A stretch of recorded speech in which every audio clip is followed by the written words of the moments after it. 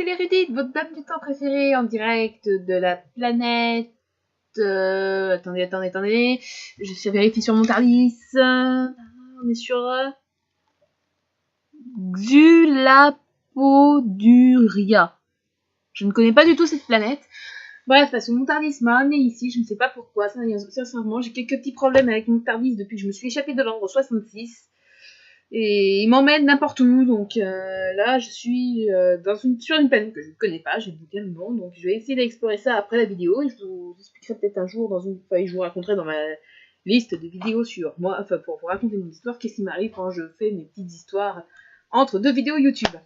Voilà, donc aujourd'hui on se retrouve comme promis pour une vidéo critique du film Solo Star Wars Story que je suis allée voir au cinéma.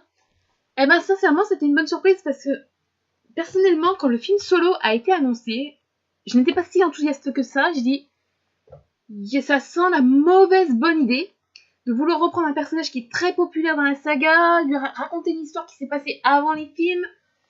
Moi, j'avais un peu des craintes. Et sincèrement, quand je suis allée voir le film, mes craintes se sont évaporées. Sincèrement, Ron Howard et puis même les deux réalisateurs qui ont travaillé sur le film avant Ron Howard ont fait un bon boulot, même s'ils ont été renvoyés, on connaît l'histoire. Hein.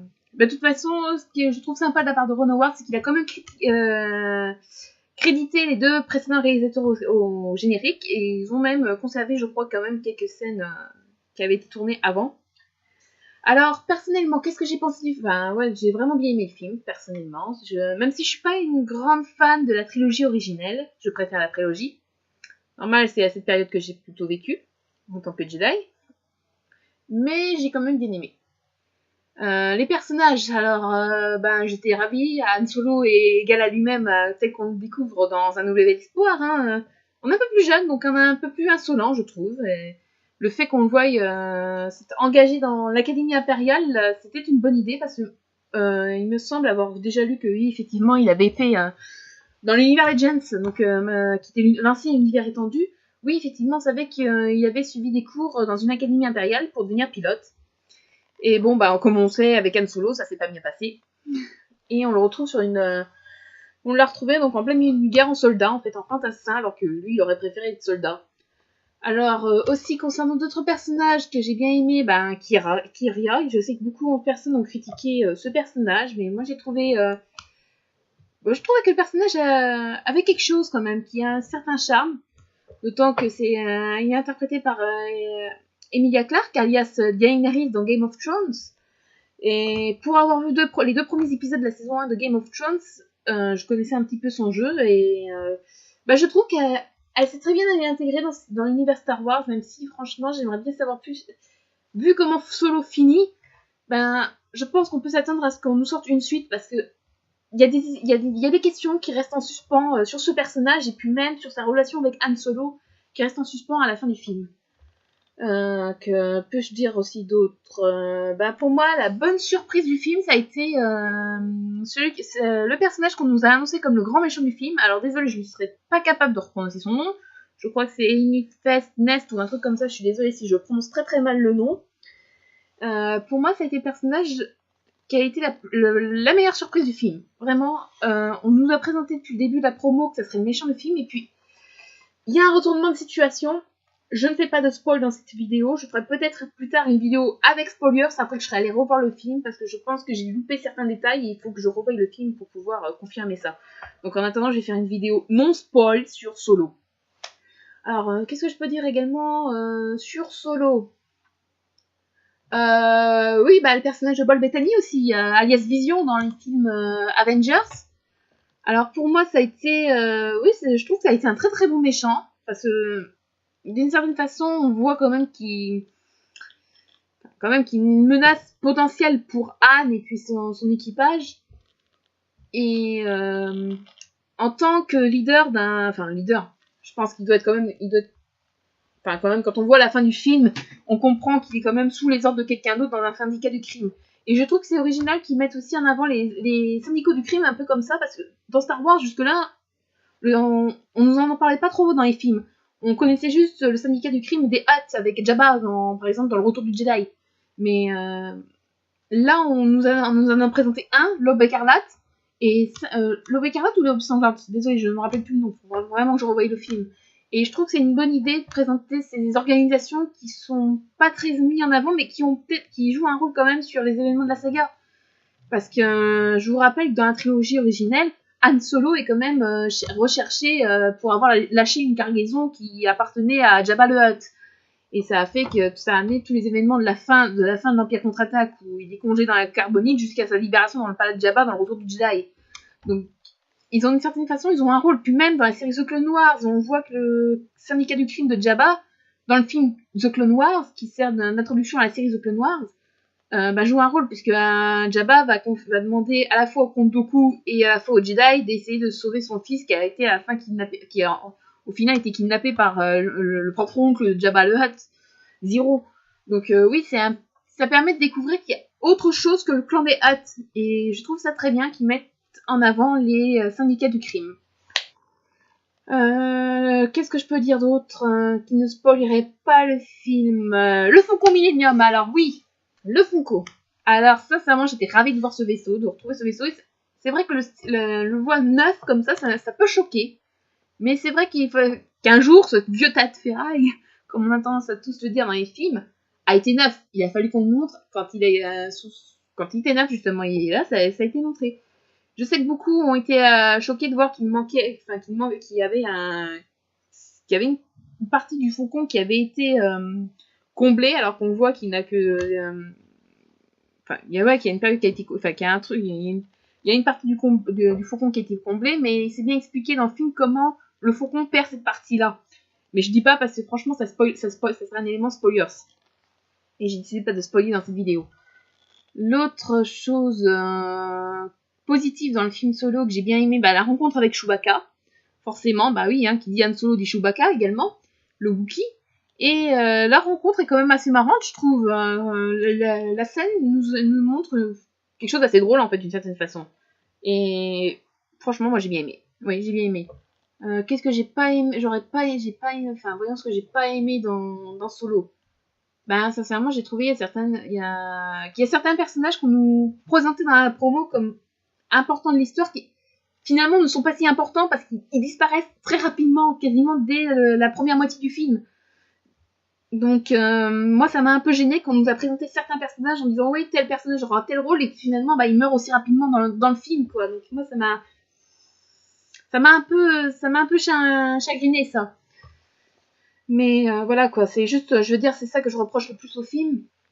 Peut-être aussi qu'il laisse des questions en suspens, parce que à mon avis, d'après ce que j'ai lu sur internet, l'internet terrien, apparemment l'acteur qui a joué Han Solo aurait signé pour 3 films. Donc il y aurait une trilogie sur Solo. Moi je demande à voir. Je pense qu'une trilogie sur Han Solo, ça serait... peut-être 2 films, ça serait bien quand même pour répondre à toutes les questions jusqu'à un nouvel espoir, mais je vois pas trop. Mais après, une trilogie... Après, ça ferait trop parce qu'il y a quand même déjà une autre trilogie qui, je vous rappelle, rattachée à la saga Star Wars, mais pas la famille de Skywalker, qui a été annoncée par Rian Johnson. Donc si en plus on fait une autre trilogie sur Han Solo, ça va complexifier. Je pense que Disney devrait se limiter sur les films. Parce que le problème, c'est que là, on a vu avec Solo, la sortie a été beaucoup trop proche de The Last Jedi, qui a déjà déçu beaucoup de personnes. Et le problème, Solo... qui est un bon film, il paye les pots cassés de The Last Jedi. Donc, je pense que Disney, ils sont en train de faire une grosse erreur. À force de faire trop de films, ils vont tuer la licence. Alors, Disney, s'il vous plaît, ralentissez. Faites un peu comme Marvel, ce que font Marvel. Marvel qui appartient aussi également à Disney, c'est faire moins de films, peut-être. Essayer de faire moins de films, mais essayer de quand même... espacer quand même les sorties.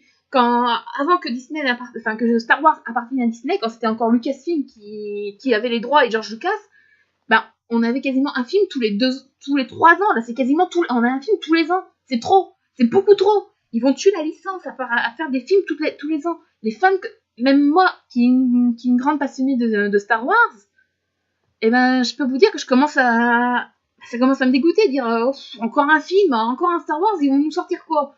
Oh, finalement, c'est pas le dernier Jedi, il y avait peut-être... Non, arrêtez, s'il vous plaît, Disney. Oui, les spin-offs, moi je trouve que c'est une bonne idée, ça, des spin-offs sur des histoires qui ne sont pas racontées dans les films, comme ça a été pour le cas pour Rogue One, ça a été une excellente idée.